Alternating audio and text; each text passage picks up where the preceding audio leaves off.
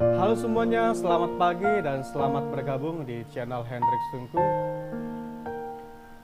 Judul kita di pagi hari ini mempertahankan hati yang kuat dan iman yang teguh.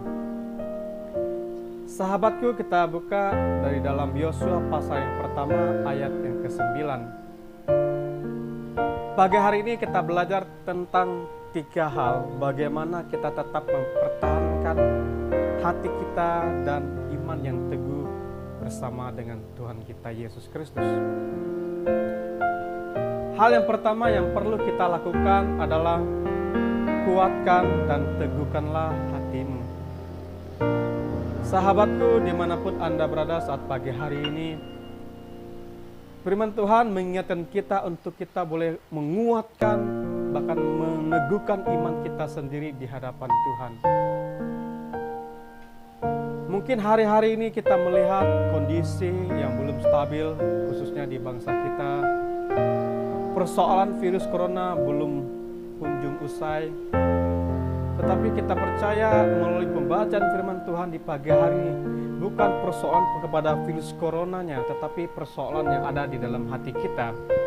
Kita diingatkan Tuhan untuk boleh menguatkan hati kita, boleh meneguhkan iman kita, sehingga kita boleh melihat kebaikan-kebaikan Tuhan, sehingga kita bisa melihat pertolongan-pertolongan Tuhan di dalam kehidupan kita. Hal ini merupakan hal yang sangat penting di dalam kita melangkah di sepanjang hari ini bersama dengan Tuhan. Tetap kuatkan hati, iman, percaya Bapak Ibu, sahabat-sahabatku, sehingga kita bisa melihat bahwa Tuhan selalu baik di dalam kehidupan kita. Ini merupakan hal yang pertama yang perlu kita lakukan di pagi hari ini, sehingga kita boleh melangkah dengan semangat yang baru, dengan sukacita yang baru, dengan rasa percaya diri yang baru, karena kita tahu Tuhanlah penolong. Hal yang kedua untuk kita lakukan agar kita tetap kuat iman kita di hadapan Tuhan, tetap teguh rasa percaya kita kepada Tuhan adalah jangan kecut dan tawar hati. Sahabat-sahabatku, jangan kita pernah kecut dan tawar hati menghadapi tantangan-tantangan yang semakin hari semakin susah di dalam kehidupan kita. Firman Tuhan datang kepada kita, jangan Anda menjadi tawar hati. Sahabat-sahabatku, ini berbicara sesuatu yang dari dalam hati kita sendiri.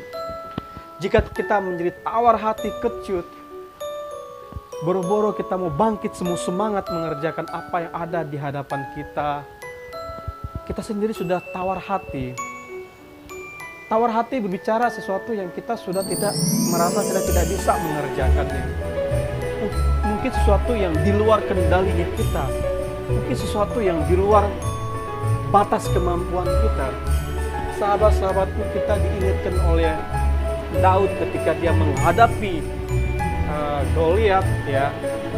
Sebenarnya masalah yang ada di hadapan Daud mungkin masalah yang lebih besar ketimbang masalah yang dihadapi oleh Daud. Ini orang yang dikatakan manusia yang tinggi, bahkan bangsa Israel, prajurit Israel takut menghadapinya. Tetapi Daud tidak tawar hati. Daud maju. Karena apa?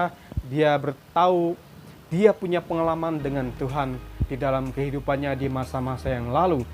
Tuhan yang sama menolong dia di masa yang lalu, bahkan Tuhan yang sama akan menolong dia sekarang, yaitu menghadapi Goliat.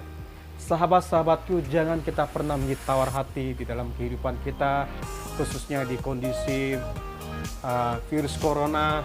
Kita selalu percaya dan mengandalkan Tuhan di dalam kehidupan kita. Karena hal demikian, saya percaya Tuhanlah penolong kehidupan sahabat-sahabat. Hal yang ketiga yang perlu kita perhatikan, khususnya pada renungan kita di pagi hari ini, tentang mempertahankan hati yang kuat dan iman yang teguh di dalam Tuhan.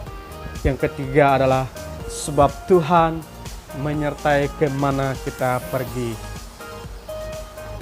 Kita percaya Tuhanlah penyertaan yang sempurna di dalam kehidupan kita.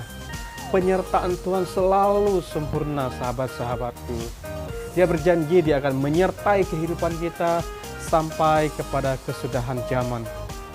Tuhan itu tidak pernah berdusta terhadap janji firman-Nya.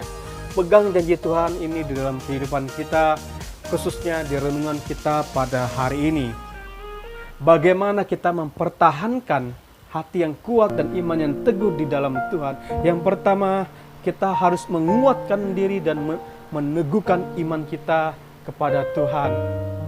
Yang kedua, jangan kita kecut dan tawar hati. Dan yang ketiga, sebab Tuhan menyertai kemana kita pergi.